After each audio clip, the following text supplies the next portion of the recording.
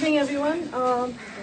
We are very happy and we are honored to welcome on this 19th installment of the Teach-Ins. We are happy to welcome Professor Satish Deshpande, who teaches sociology at the Delhi University. His particular research interests are the roots of class and caste inequalities. He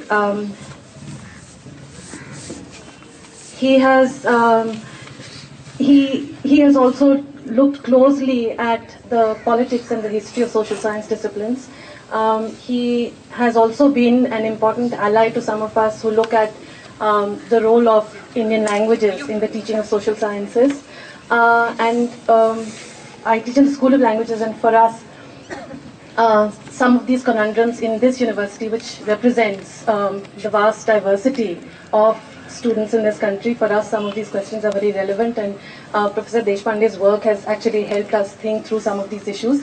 I must say that he's as an important voice in the social sciences today. He's a reassuring and reliable ally when some of us want to talk about the politics of access to knowledge. And for me personally, it's been a pleasure listening to him talk about open access, which is going to be the principle of the JNU University Press that we will soon see in action. Today he's going to speak about worldview, university and nation. And given his work on the role of Hindi in the teaching of the social sciences, he is actually going to speak in Hindi today. And the title is Vishwa Drishti, Vishwavidyalay aur Rashtra. So for this one.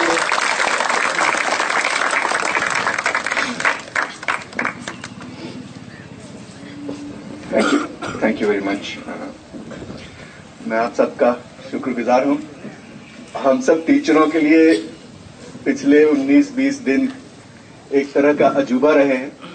हम सबको ये बड़ा विस्मित करने वाली बात है कि छात्र स्वेच्छा से पूरा दिन क्लास अटेंड करने के बाद दोबारा शाम के वक्त फिर से लेक्चर सुनने आते हैं.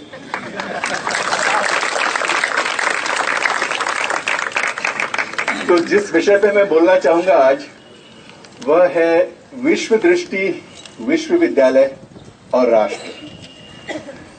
तो ये इनमें से कुछ शब्द बहुत बड़े बड़े हैं और कुछ शब्द ज्यादा बड़े न भी हो तो उन पर बड़ी बड़ी बातें हुई हैं. तो सीधे तौर पर, सरल तौर पर मैं आपको बता दूं कि मैं क्या कहने वाला हूं. मैं ये कहने वाला हूं कि विश्वविद्यालय इसलिए जरूरी है कि हम सब के लिए केवल अपनी व्यक्तिगत दृष्टि नहीं, बल्कि एक विश्व दृष्टि की जरूरत होती है, वर्ल्ड व्यू की जरूरत होती है. और ये विश्व दृष्टि कोई कुदरती चीज नहीं है, कोई चमत्कारी चीज नहीं है कि आपकी नजर में कोई इस तरह का चश्मा, जादुई चश्मा, जिससे आपको हर चीज, दुनिया की हर चीज, ब्रह्मांड की हर चीज नजर आने लगे. ऐसी कोई कुदरती अद्भुत चीज है नहीं.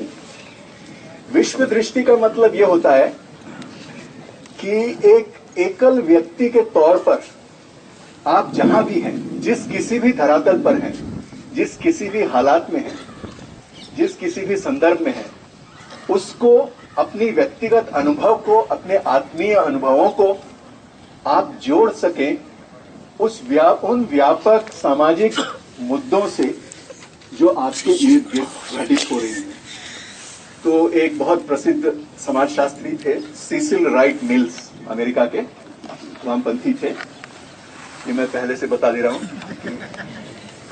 तो उनका ये कहना था कि समाज विज्ञान, केवल समाजशास्त्र नहीं, समाज विज्ञान की भूमिका ये होती है कि वो व्यक्ति को अपने व्यक्तिगत अनुभव और अपनी निजी परेशानियां, पर्सनल ट्रबल्स, इनको वो व्यापक सामाजिक मुद्दों से, पब्लिक इश्यूज से जोड़ सके. तो विश्व दृष्टि का मतलब यही है. और विश्वविद्यालय का काम है आपको एक बनी बनाई विश्व दृष्टि थमाने का काम नहीं है. विश्वविद्यालय का, विश्वविद्यालय का असली काम यह है कि आप में वह विवेक जगाए जिससे कि आप अनेक विश्व दृष्टियों को परख सकें, उनका आकलन कर सकें और आपको जो भी भाता हो बाद में उसको सतर्क, तर्क सहित, कुछ कारण सहित, केवल तर्क नहीं होंगे, कुछ भावुकता भी होगी, लेकिन सोच समझ कर उसे अपनाएं। तो अगर विश्वविद्यालय का काम यह है तो विश्वविद्यालय अपने आप में क्या है, तो मैं अपनी बात इसी से शुरू करना चाहूंगा। इस अद्भुत जमावड़े से आप सब अपनी अपनी जगह अकेले व्यक्ति हैं, आपका व्यक्तित्व है, अच्छी खासी आपकी शख्सियत है, आप सब कोई न कोई हो। लेकिन जब हम सब यहां आकर के इकट्ठे होते हैं तो सामूहिक तौर पर हम एक अजीब अद्भुत सी चीज में अवतरित हो जाते हैं, बदल जाते हैं। और ये जो हस्ती है, ये एक सामूहिक हस्ती है, यही विश्वविद्यालय है। हमारे पास जो है वो यही है। जैसा कि हम देख रहे हैं, उनके पास बहुत कुछ है। उनके पास ये इन मकानों के, इन भव्य भवनों के ताले चाबी उनके पास है, सारे अधिकारी उनके हैं, वाइस चांसलर, रजिस्ट्रार, जितने भी अधिकारी हैं सब उनके हैं, राज सत्ता उनकी है, पुलिस उनकी है, उनके तो टीवी चैनल भी हैं। इसके अलावा उनके पास भक्तों की सेना है। लेकिन हमारे पास विश्वविद्यालय है।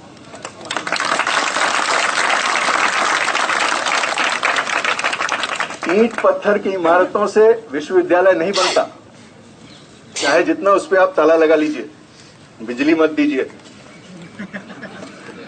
विश्वविद्यालय बनता है हम जैसे लोगों से, हम जैसे लोगों से जो सवाल पूछ रहे हैं और इन सवालों का जवाब ढूंढ रहे हैं, ईमानदारी के साथ ढूंढ रहे हैं। और ईमानदारी की पहली शर्त यह होती है कि विश्व दृष्टि जो होती है वो बाहर की ओर देखने वाली चीज केवल नहीं है। दृष्टि के लिए आपको सबसे पहले चाहिए दृष्टि बिंदु। To have a view you need a point of view, you need a standpoint. दृष्टि बिंदु का मतलब स्टैंड पॉइंट। तो आप जहां खड़े हैं, जिस ओर देख रहे हैं, जिस कोण से देख रहे हैं, आपको वहां से वही दिखाई देगा जो उस कोण के लिए वाजिब है, जो उस कोण से दिखाई देता है। तो इसलिए सबसे पहली शर्त यह होती है विश्व दृष्टि पनपाने में, विश्व दृष्टि जगाने में, कि हम अपना आत्मनिरीक्षण करें। हम देखें कि हम, अगर मैंने अभी कहा कि हम विश्वविद्यालय हैं, ये सही है, हम विश्वविद्यालय हैं। विश्वविद्यालय कोई और चीज नहीं है, हमसे अलग कोई चीज नहीं है। जीता जागता विश्वविद्यालय अभी यहां है और उसमें उसके हम सब अंश हैं।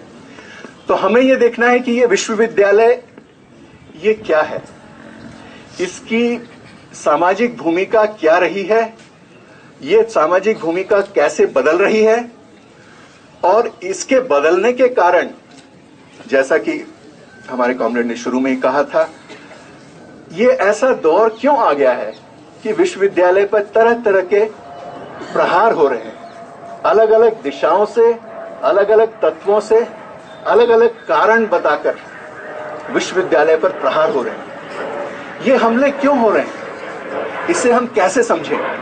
तो इसके लिए जरूरी है कि हम शुरू करें विश्वविद्यालय की समीक्षा से, उसकी सामाजिक भूमिका क्या रही है और कैसे ये बदल रही है। तो मैं अपनी बात शुरू करना चाहूंगा, क्योंकि विश्व दृष्टि के लिए आत्मीय और निजी को व्यापक और सामाजिक से जोड़ना पड़ता है। तो मैं एक निजी अनुभव से शुरू करूंगा, जो कि अब जिसके बीते हुए लगभग 40 साल हो गए। साल था 1977। मेरा सबसे पहला राजनीतिक प्रदर्शन, प्रोटेस्ट मार्च, जिसमें हम लोग गए थे, वो प्रोटेस्ट मार्च भी देखिए संयोग से एक ऐसे व्यक्ति के लिए था जो देशद्रोह की अभियोग में बंदी था। जॉर्ज फर्नांडिस उसका नाम था। कोई बहुत उन दिनों का जाना माना ट्रेड यूनियन लीडर था, रेलवे मेंस यूनियन का लीडर था, बंबई के बंदरगाह के यूनियन का लीडर था, कई और यूनियनों का लीडर था। उसे बड़ौदा डायनामाइट केस नामक एक केस में देशद्रोह के उसे और उसके 15-20 और साथियों को बंद कर दिया गया था। जनवरी 1977 में इमरजेंसी के प्रावधानों को वापस लिया गया और पहली बार 2 साल के बाद 18 महीने बाद पहली बार आम प्रदर्शन की अनुमति मिली। तो ये कोई साधारण प्रदर्शन नहीं था, ये इमरजेंसी के बाद का लगभग पहला प्रदर्शन था। और मेरे लिए तो खैर ये, मैं सेकेंड ईयर में था उस समय, थर्ड ईयर में अभी आया था, सेकेंड ईयर में इमरजेंसी लग गई थी, बीए कर रहा था। तो हम लोग गए थे आईटीओ की क्रॉसिंग से, हमें वो जो सुप्रीम कोर्ट तक करीब 500 गज हमें चलने दिया गया होगा और उसके बाद फिर सबको समेट करके वो बस जो होती है उसमें भर करके ले आया गया। तो हम लोग सब वही नारे वारे चिल्लाते हुए गए कि रिहा करो, जॉर्ज फर्नांडिस रिहा करो। तो मुझे एक तरह से मैं आपके सामने जो बोल रहा हूं उसका शीर्षक यह भी हो सकता था, देशद्रोह से देशद्रोह तक। 1977 के देशद्रोह से हम कितनी दूर आ गए हैं। आज भी आपके विश्वविद्यालय पर, पूरे विश्वविद्यालय पर, किसी एक व्यक्ति 2-4 व्यक्ति पर नहीं, पूरे विश्वविद्यालय पर यह आरोप रह रहा है कि ये देशद्रोही है। तो इसीलिए मैं आपको ये बता देना चाहता था कि मैं जब विश्वविद्यालय की मेरी पहली राजनीतिक जो अनुभव रहा वो भी संयोग से देशद्रोह से जुड़ा था। दूसरा जो हम लोगों ने, हमारे साथियों ने जो मेरे साथ थे उस समय राजनीतिक काम किया, उन्हीं दिनों हमने चुनाव प्रचार किया। किसके लिए किया? एक बहुत बड़ी हस्ती थी, अब भी हैं, अटल बिहारी वाजपेयी। इनके लिए हमने चुनाव प्रचार किया। उन दिनों पूरी तरह से हमारी समझ नहीं बनी थी। मोटे तौर पर हम जानते थे कि हम लोग किसी तरह के वामपंथी हैं। पूरी तरह से तय नहीं हो पाया था कि समाजवादी हैं, वामपंथी हैं, और वो इस तरह की बहसें चल रही थी। लेकिन ये तय था कि इमरजेंसी के खिलाफ, कांग्रेस पार्टी के खिलाफ अगर बिजली का खंभा भी खड़ा होता है तो उसके लिए भी हम चुनाव प्रचार करेंगे। तो हमने पूरी ईमानदारी के साथ अटल जी के लिए आरएसएस के लोगों के साथ मिलकर, समाजवादी पार्टी के लोगों के साथ मिलकर, कई वामपंथी दलों के साथ मिलकर घर घर जाकर के हमने प्रचार किया था। और हमारे को काम सौंपा गया था, क्योंकि हमें अंग्रेजी बोलनी आती थी थोड़ी बहुत, तो हमें भेजा गया सरकारी मकानों में, जो मंदिर मार्ग और जो गोल मार्केट के बीच जो सरकारी मकान है, मल्टी स्टोरी फ्लैट, तो उसमें भेजा गया।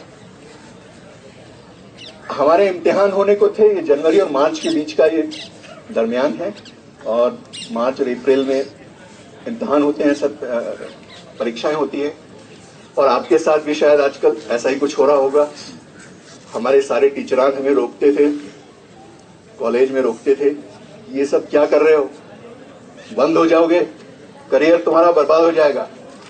लेकिन विश्वविद्यालय में एक तरह का माहौल था, एक खास तरह की ऊर्जा थी और एक खास तरह का जोश था, जिसने हम लोगों को, मैं केवल अपनी बात नहीं कर रहा, मेरे जैसे बहुत 20-30 लोग और थे, उन्होंने ऐसा काम उस समय किया। जबकि अभी तक वो समय नहीं आया है, लेकिन दुख की बात है कि बड़ा करीब लग रहा है। वो जितना डरावना वो समय था, हमारे जिस विभाग में मैं अभी पढ़ाता हूं उसके एक दिल्ली विश्वविद्यालय के उस विभाग से, समाजशास्त्र विभाग से, एक छात्र और एक शिक्षक बंद हो गए थे। लगभग 1.5 साल तक वो बंद रहे। तो ये कोई हंसी ठिठोला नहीं था। सड़क पर उतरना उस जमाने में बहादुरी का काम था, और अगर हम में ये बहादुरी जगी तो इसे विश्वविद्यालय ने जगाई। तो एक तरह से विश्वविद्यालय एक ऐसा माहौल है जो हमें अपने जो निजी जो डर लगता है, हर व्यक्ति, हर इंसान को डर लगता है, हर इंसान को ये परेशानी होती है, चिंता होती है अपने भविष्य के बारे में, तो उस चिंता से ऊपर उठने का एक अवसर देता है। ऐसा नहीं, और अगर हम विश्वविद्यालय की हिफाजत करना चाहते हैं तो इसी वजह से हम करना चाहते हैं कि विश्वविद्यालय ही उन संस्थानों में से एक है जो हमको अपने स्वार्थ से ऊपर उठाता है। तो ये मैंने शुरू किया अपने निजी अनुभव से। मोटे तौर पर विश्वविद्यालयों की सामाजिक भूमिका शुरू से ये रही है, आधुनिक काल में ये रही है और आज भी ये है कि वो वर्चस्ववादी तबके के लिए काम करती है, और मोटे तौर पर आज भी ये सही है। इस बात को मानने में हमें परहेज नहीं होना चाहिए, और ईमानदारी की शुरुआत यहीं से होती है। हम सब आजादी वाला नारा तो हम लोग जानते ही हैं ना, और कई सारी चीजें हम गिना देते हैं कि हमें हम क्या चाहते के उत्तर में हम कई चीजें गिना देते हैं, लेकिन नारे लगाते वक्त हम ये नहीं गिनाते कि हमें नौकरी भी चाहिए। लेकिन ये सही है, इसमें हमें कोई परहेज नहीं होना चाहिए, कोई संकोच नहीं होना चाहिए। तो विश्वविद्यालय को ऐसा होना चाहिए कि वो हमें नौकरी के लायक बनाए, इसमें हमें कोई शर्म की बात नहीं लगती। लेकिन हम चाहते हैं कि विश्वविद्यालय हमें उससे भी कुछ और बनाए, उससे भी ऊपर ऊंचा उठाए, कि हम केवल नौकरी की ना सोचें, हम देश की भी सोचें और दूसरी तरह की समस्याओं की भी सोचें। लेकिन मोटे तौर पर अगर विश्वविद्यालय वर्चस्ववादी तबकों के हितों की रक्षा के लिए बनाया गया है, तो इसकी योजना में, आधुनिक युग में इसकी योजना में कुछ ऐसे तत्व थे जिसकी वजह से इसमें अलग तरह से सोचने के लिए जगह हमेशा बनी रही। तो हालांकि इसे बनाया गया था वर्चस्ववादी तबके के लिए, लेकिन इसमें कुछ जगह ऐसी बच गई जहां जो यथास्थिति है उसके खिलाफ आवाज बुलंद करने के लिए जगह भी इसमें बन गई। और इसी जगह के कारण विश्वविद्यालय की एक खास हैसियत है कि वो एक तरफ सत्ता के साथ है, एक तरफ सत्ता के खिलाफ है। तो ये विरोधाभासी जो इसका चरित्र है, इसके कारण विश्वविद्यालय और उच्च शिक्षा का पूरा क्षेत्र एक तरह से संघर्ष और एक प्रकार के घर्षण का, एक प्रकार टाइप ऑफ फ्रिक्शन और तनाव, टेंशन से घिरा रहता है। हमारे जैसे देश में,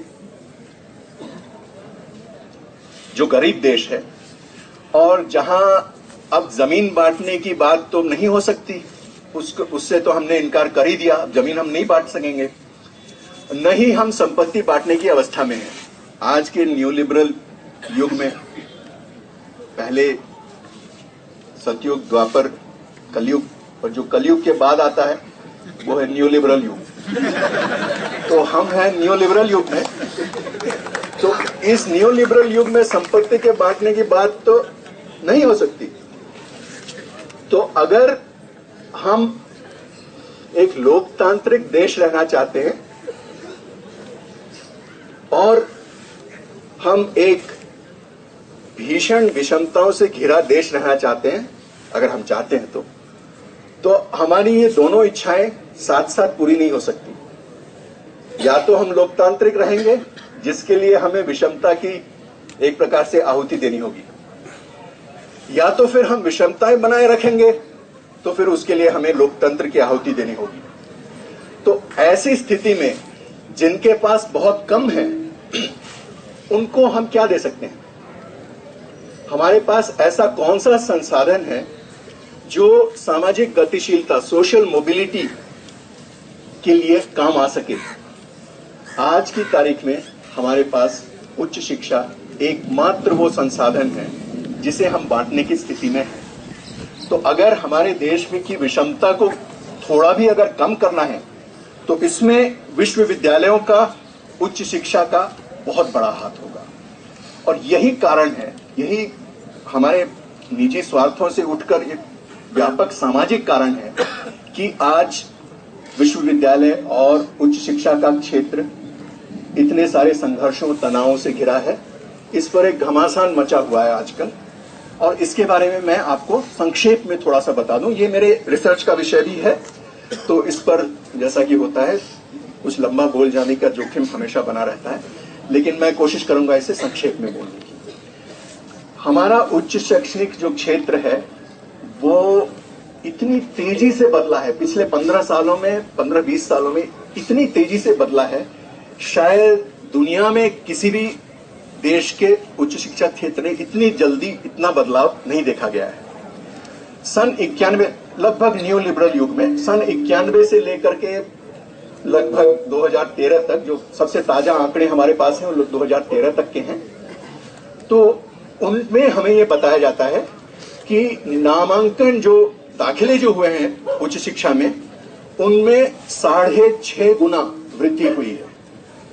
आज हमारे उच्च शिक्षा के क्षेत्र में आप जैसे नौजवान 3.25 करोड़ हैं, 3.25 करोड़ 323 लाख, जो कि 3.25 करोड़ ऑस्ट्रेलिया की जनसंख्या से ज्यादा है। वृद्धि के साथ साथ इसमें और तरह के बदलाव भी आए हैं, जैसा कि आप लोग जानते ही हैं, तेजी से निजीकरण हो रहा है और आज हम इस स्थिति में हैं कि लगभग 65% छात्र जो उच्च शिक्षा में है वो निजी संस्थानों में पढ़ते हैं और सभी संस्थानों में से लगभग 75% संस्थान निजी संस्थान हैं। तो एक तरफ निजीकरण हुआ है, एक तरफ बहुत बेतहाशा वृद्धि हुई है। इसके बावजूद जो ग्रॉस एनरोलमेंट रेशियो कहलाता है, यानी सकल नामांकन दर, हिंदी में कह देने से शायद कोई खास फायदा नहीं होगा, लेकिन ये आंकड़ा हमें बताता है कि जो उच्च शिक्षा योग्य आयु वर्ग है, एज ग्रुप है, उसका कितना प्रतिशत वाकई उच्च शैक्षणिक संस्थानों में दाखिला लिए हुए है, यानी एनरोल्ड है। तो ये प्रतिशत अब सरकार हमें बताती है कि ये लगभग 24% है। यानी आप लोग जो यहां बैठे हैं, आपके आयु वर्ग के आप 1/4 भाग यहां बैठे हैं। हर एक व्यक्ति जो यहां बैठा है उसके लिए 3 आपके हम उम्र उच्च शिक्षा से बाहर है। तो इतनी जो वृद्धि हुई है, अब हमारे यहां लगभग 750 विश्वविद्यालय या विश्वविद्यालय के समकक्ष संस्थानें हैं। इसके बावजूद अभी उच्च शिक्षा की कमी है। इसके साथ साथ जो सबसे बड़ी समस्या है वो है सामाजिक विषमता की। विश्वविद्यालय बढ़ते गए, दाखिले बढ़ते गए, लेकिन क्या विश्वविद्यालयों का, खासकर अभिजात विश्वविद्यालयों का, एलिट सेक्टर जिसे कहते हैं, जिसमें आपका विश्वविद्यालय और कुछ चंद और विश्वविद्यालय शामिल हैं, इस एलिट सेक्टर का सोशल कॉम्पोजिशन, इसकी सामाजिक संरचना क्या बदली है? शुरू में जैसा कि अपेक्षा की जा सकती थी, विश्वविद्यालयों में कथित ऊंची जातियों का वर्चस्व था और उच्च शिक्षा केवल उनके लिए थी जो आर्थिक रूप से और सामाजिक रूप से भी इसके लिए एक तरह से तैयार हैं। लेकिन पिछले 20 वर्षों में हमारे अभिजात विश्वविद्यालयों में भी इनकी सामाजिक संरचना बहुत जल्द बदल रही है और इस बदलाव के कारण भी घर्षण पैदा हो रहा है, तनाव पैदा हो रहे हैं। इसको भी, इस व्यापक जो बदलाव है, इसको भी मैंने बहुत करीब से देखा हैदराबाद विश्वविद्यालय में, जहां मैंने लगभग 5 साल अध्यापन काम किया। सन 91 में मैं वहां पढ़ाना शुरू किया मैंने, और संयोग से देखिए कि वही साल था जब बाबरी मस्जिद ढहा और उसके बाद की जो प्रक्रिया थी, व्यापक सामाजिक बदलाव की प्रक्रिया, उसमें हमारा विश्वविद्यालय, यानी उन दिनों मैं हैदराबाद केंद्रीय विश्वविद्यालय में, HCU में था, तो वहां भी इस तूफान ने बहुत असर दिखाया। तो इस जो मंडल विरोधी आंदोलन जो चला और मंडल विरोधी आंदोलन का विरोध, इससे जो सामाजिक तत्व, सामाजिक शक्तियां पैदा हुई, उनमें से एक था अंबेडकर स्टूडेंट्स एसोसिएशन, जिसका नाम आपने शायद सुना होगा। और इसे मैंने बहुत करीब से देखा कि दलित आदिवासी छात्राओं को कि कितना संघर्ष करना पड़ा। जिस विश्वविद्यालय को हम इतना प्रगतिशील संस्थान मानते हैं, और एक मायने में वो है भी प्रगतिशील संस्थान, जहां सत्ता पक्ष के लिए बने हुए होने के बावजूद सत्ता के विरोध में सोचने की, कुछ करने की ढील होती है, जगह होती है, ऐसे संस्थान में भी जाति को लेकर के कई सारी समस्याएं। रोज हॉस्टल में किसी के साथ कहासुनी, अपने टीचरों और अध्यापकों का अपमान, निरंतर जो अपमान होता है उसको सहना, दूसरे छात्रों से गर्मागर्मी, तनाव, कभी कभी झड़पें, और सबसे जो दर्द देने वाली, जो सबसे दर्दनाक, जो घायल करने वाली चीज, आंतरिक मतभेद, और खासकर जेंडर को लेकर के बहुत सारी संघर्ष, अंदर के संघर्ष। ये दिन आसान नहीं थे, बहुत संघर्ष के दिन थे। तो विश्वविद्यालय को सभी जातियों के लिए लगभग बराबरी की जमीन तैयार करना, ये अपने आप नहीं हो गया, ये आसानी से नहीं हुआ। इसके लिए बहुत संघर्ष करना पड़ा, और शायद हैदराबाद विश्वविद्यालय उन अग्रगामी संस्थानों में था जहां जाति की लड़ाई जमकर लड़ी गई। और अंबेडकर स्टूडेंट एसोसिएशन, जो शायद देश का इस तरह का सबसे पहला इतना प्रमुख संगठन था। इसके बारे में सोचिए, खुद अंबेडकर दलित छात्रों को राजनीति में नहीं उतारना चाहते थे, वो इसके पक्ष में नहीं थे। वो चाहते थे कि दलित छात्र अपनी पढ़ाई करें और अच्छी नौकरी पाएं, अपने पैर जमाने समाज में, और उसके बाद फिर समाज के लिए काम करें, अपने समाज के लिए काम करें। और जो अंबेडकरवादी पार्टियां भी होती हैं, जैसे बहुजन समाज पार्टी, जैसे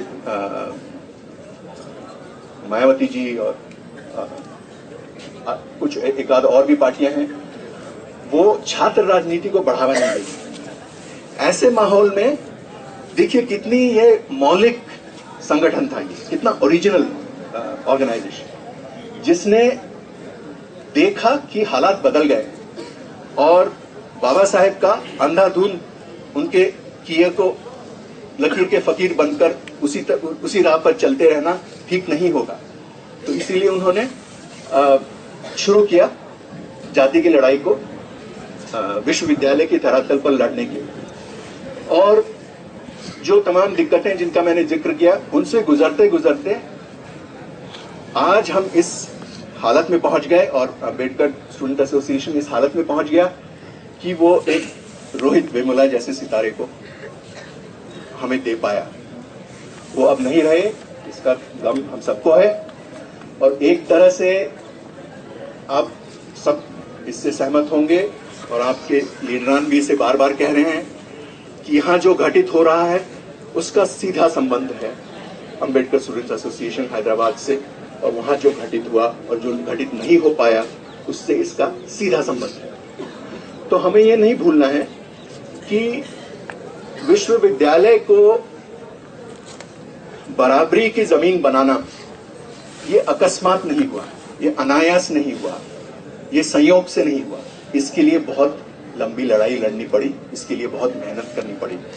लेकिन इसका असर अब देखिए कि आज हम दावे के साथ कह सकते हैं कि हमारे समाज में अगर कोई संस्थान ऐसा है जो व्यापक रूप से समावेशी है, इंक्लूसिव है, और जहां कमोबेश बराबरी है, मोर और less equal and all inclusive, तो वह है विश्वविद्यालय। आप संसद को देख लीजिए, संसद में महिलाएं नहीं है, नहीं के बराबर है। कामकाजी दुनिया को देख लीजिए, अगर समावेशी है तो बराबरी नहीं है, बराबरी है तो समावेशी नहीं है। तो आप खुद सोचिए, गिनाइए मुझे कोई ऐसा संस्थान जहां सब तरह के लोग भी हों और उनमें आपस में बराबरी भी हो। ये आज की तारीख में केवल विश्वविद्यालय ये कर पा रहा है। राजनीतिक दलों से जैसे कि अखिल भारतीय विद्यार्थी परिषद और इनके साथ के जो संस्थाएं हैं, दल हैं, जैसा हुआ उदयपुर में, जैसा हुआ अभी ग्वालियर में, जैसा हुआ लखनऊ में, और कई आप खुद जानते होंगे ऐसे बहुत सारे हमले हो रहे हैं। ये हमले किस कारण से हो रहे हैं या इनके लिए क्या बहाना बनाया जा रहा है? बहाना ये है कि या तो भारतीय संस्कृति या हिंदू धर्म पर किसी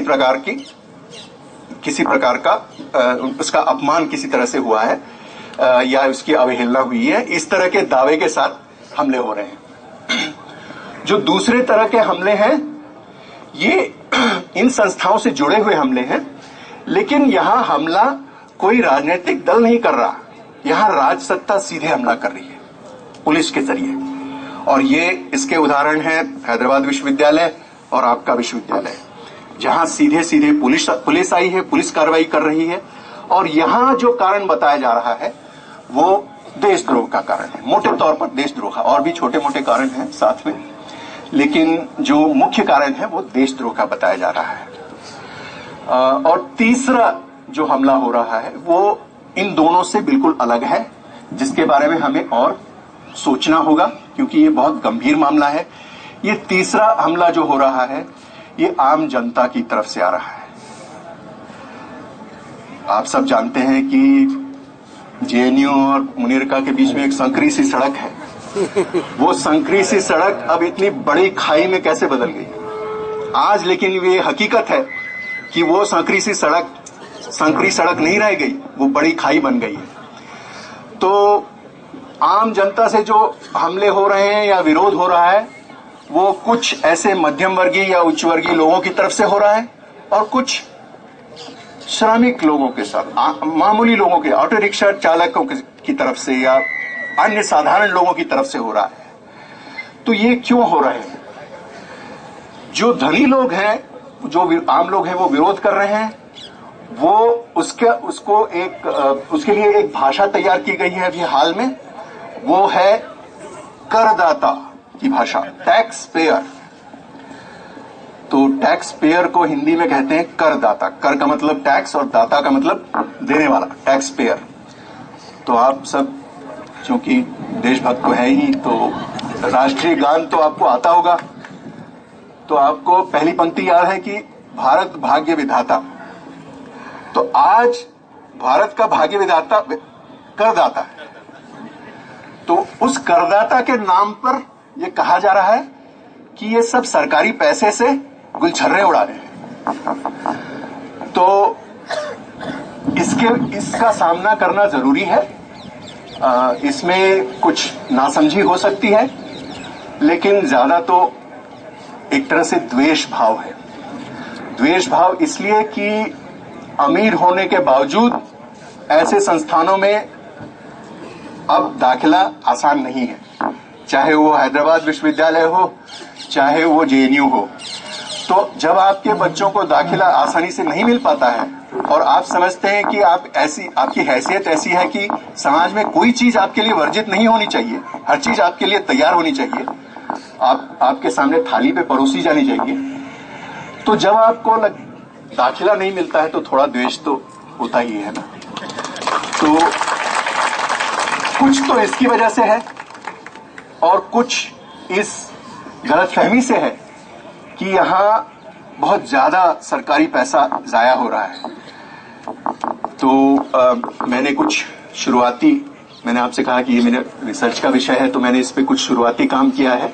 अभी नया काम है, तो इसको प्रकाशित मैं नहीं करूंगा, लेकिन आंकड़े बताते हैं आपके विश्वविद्यालय का जो बजट है, इसके अलग अलग प्लान बजट होता है, नॉन प्लान बजट होता है, सारा मिला करके मोटे तौर पर 300 करोड़ का बजट है। तो इसका 300 करोड़ की औकात क्या है, इसको आप पता लगा सकते हैं दूसरे आंकड़ों से इसकी तुलना करके। और आपने हाल में अखबारों में पढ़ा होगा कि एक हमारे थे श्री विजय मल्ल्या, जो हाल में देश छोड़कर किसी वजह से बड़े दुखी होकर चले गए। तो उनकी तरफ से जो बकाया है वो है 7,000 करोड़। हाँ, आप देखिए 9,000 कह रहे हैं तो मैं आपकी बात मान लेता हूँ, लेकिन ये बड़े लोगों का क्या कहना, उनके लिए 7,000 क्या 9,000 क्या। तो आप खुद हिसाब लगा लीजिए, आपके विश्वविद्यालय का वार्षिक खर्च अगर 300 करोड़ है तो अगर मेरा आंकड़ा शुरू का 7,000 का था, तो आपका विश्वविद्यालय लगभग 23 साल बड़े आराम से चल सकता है अगर मल्लिया साहब से किसी तरह वसूली कर ली जाए तो। इससे भी बड़ा कर्जा है 1,14 यानी 114 लाख करोड़ का, नहीं 114,000 करोड़ का, 1.14 लाख करोड़, जो कि अलग अलग कॉरपोरेट कंपनियों का मिला जुला कर्जा जो सरकारी बैंकों ने उठाया है, जिस कर्जे को, और जिसे हमारी अर्थशास्त्रियों की भाषा में NPA कहा जाता है, नॉन परफॉर्मिंग एसेट, यानी कि भाई पैसे गए। तो 1.14 लाख करोड़, आप खुद हिसाब लगा लीजिए कि अगर ये पैसा हम वसूल करते तो इस तरह के कितने विश्वविद्यालय कितने साल तक चल सकते। तो ये तो बात हुई करदाता वाली। मैं 2-1 मिनट के लिए देशभक्ति की भी बात कर लेता हूं, फिर कहा न जाए कि हमने इसकी बात नहीं की। हाँ, बार बार ये मुद्दा उठाया जा रहा है कि जैसे जो लोग, अब मैं शिष्ट भाषा में कैसे कहूं, आपने सुना होगा, अखबार में पढ़ा होगा कि बहुत सारे लोग हमारे कन्हैया कुमार जी से मिलने को बड़े उतावले थे अलग अलग कारणों से। तो उनमें एक कारण ये बताया जा रहा है बार बार कि देशभक्ति के नारे उनसे बुलवाना है। तो मैं आपसे, आप सबकी, मेरी माँ है, आप सबकी माँ भी होगी, मेरी माँ 81 साल की है, ज्यादा पढ़ी लिखी नहीं है, 9वीं पास कर ली, 10वीं की परीक्षा नहीं दे पाई, और टूटी फूटी हिंदी बोल लेती हैं, टूटी फूटी अंग्रेजी बोल लेती हैं, लेकिन बात सिर्फ कन्नड़ में होती है। तो मैं ये कल्पना कर रहा था कि मैं अगर अपनी माँ से कहूं, हे मातृश्री, तुम्हारे लिए मेरे पास अपार प्रेम है, मेरे नस नस में तुम्हारे लिए भक्ति भाव कूट कूट कर भरी है, और इस तरह के मैं उनसे बात करने लगूं तो वो तुरंत मुझे पागल खाने में दाखिला दिलाने के लिए ले जाएंगे। तो ऐसा नहीं है कि मेरी माँ अजीब सी है, मुझे पूरा विश्वास है कि आप ऐसी हरकतें अपनी माँ के सामने करोगे तो आपकी माँ भी वही करेगी, बेटा या बेटी क्या हो गया है तुम्हें, ठीक कराओ, इसे दवा दिलाओ। तो क्या हमारी भारत माता हमारी अपनी माँओं से इतनी अलग है कि उसको जरूरत होती है बार बार हमारे उसकी इस दुहाई देने के लिए कि माँ हमें तुमसे प्रेम है, हमें तुमसे प्रेम है। कम से कम देशभक्ति के मामले में तो करनी की चलनी चाहिए, कथनी की नहीं। आपकी देशभक्ति की परीक्षा, सही परीक्षा यह है कि आप क्या कर रहे हैं, कहां हैं आप, किस तरह का काम कर रहे हैं, किसके लिए काम कर रहे हैं। यह वाजिब परीक्षा है आपकी देशभक्ति की, चाहे आप नारे जो भी बुलंद करें। क्योंकि हमारे श्री श्री मल्लिया साहब भी कई बार उन्होंने देशभक्ति के नारे लगाए होंगे। तो नारे लगाने भर से कुछ नहीं होता, नारे महत्वपूर्ण होते हैं, वो हमारे जज्बातों को एक तरह से केंद्रित करते हैं और राजनीति में बहुत कम आते हैं। लेकिन केवल नारे लगाने से, चाहे वो हमारे ही नारे क्यों ना हो, अगर आप सिर्फ जय भीम करते रहोगे कुछ नहीं होने वाला, उसके आगे भी कुछ करना पड़ता है। लाल सलाम करते रहोगे सिर्फ तो कुछ नहीं होगा। उसके आगे आपको जमीन पर उतरकर काम करना होगा और आपकी असली परीक्षा उस काम पर होनी चाहिए। आपका मूल्यांकन, आपकी देशभक्ति का मूल्यांकन उस काम के आधार पर होना चाहिए। तो मेरा मानना यह है कि उस परीक्षा के लिए विश्वविद्यालयों, सारे विश्वविद्यालय हम तैयार हैं इस परीक्षा के लिए। लीजिए हमारी परीक्षा, आप पता कीजिए हम क्या कर रहे हैं, किस तरह के विषयों पर रिसर्च कर रहे हैं, किसके लिए हम काम कर रहे हैं, कुछ आप हमें जानिए तो आपको फिर पता चलेगा कि हम क्या कर रहे हैं और क्या ये वाजिब है कि आप हम पर देशद्रोही होने का आरोप लगाएं। तो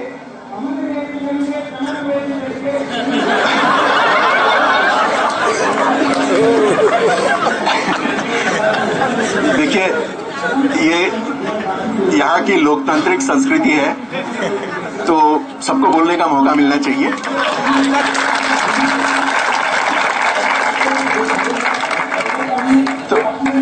नहीं तो मैं वो इंटेंशन आवाज को बढ़ा दिया था सुनने के लिए इतना कि विश्व दृष्टि बनाने के लिए, विवेक पनपाने के लिए विश्वविद्यालय को कुछ करना पड़ता है। केवल विश्वविद्यालय कभी मात्र एक कारखाना नहीं हो सकता जो किसी मशीन के कलपुर्जों की तरह छात्रों को तैयार करे अर्थव्यवस्था में खप जाने के लिए, किसी तरह की नौकरी पा जाने के लिए। मुझे गलत मत समझिए, मेरी तमन्ना है, मेरी आरजू है, मेरी प्रार्थना है कि आप सबको अच्छी नौकरी मिले, लेकिन नौकरी के साथ साथ आप कुछ और भी बने। मैं जब यहां जेएनयू में पढ़ता था, बहुत साल बीत गए, तो एक इसी तरह का कोई छोटा मोटा आंदोलन चल रहा था। तो उसमें एक नारा दिया गया जो हमारे कुछ बेंगलोर के कुछ साथी लाए थे, बहुत सारे समाजवादी आए थे उस समय, और उन्होंने कन्नड़ का ये नारा दिया था जो हमने उन दिनों इस्तेमाल किया। और मेरे ख्याल से जो नारा बिल्कुल जेएनयू का नारा है, ये नारा, इसका कहीं और लग पाना मुझे आसान नहीं लगता। और ये कन्नड़ का ये नारा था, उस समय रेक्टर साहब को संबोधित कर रहे थे। तो कन्नड़ का नारा ये था कि रेक्टर अवरे मनुष्य रागी, यानी कि रेक्टर साहब मनुष्य बनो। छात्र आंदोलन में नारा लग रहा है कि विश्वविद्यालय के अफसर को विनती करते हुए कि रेक्टर साहब आप मनुष्य बनिए। तो हमारे विश्वविद्यालय मनुष्य बनाने के लिए, कर्मचारी बनाने के लिए नहीं।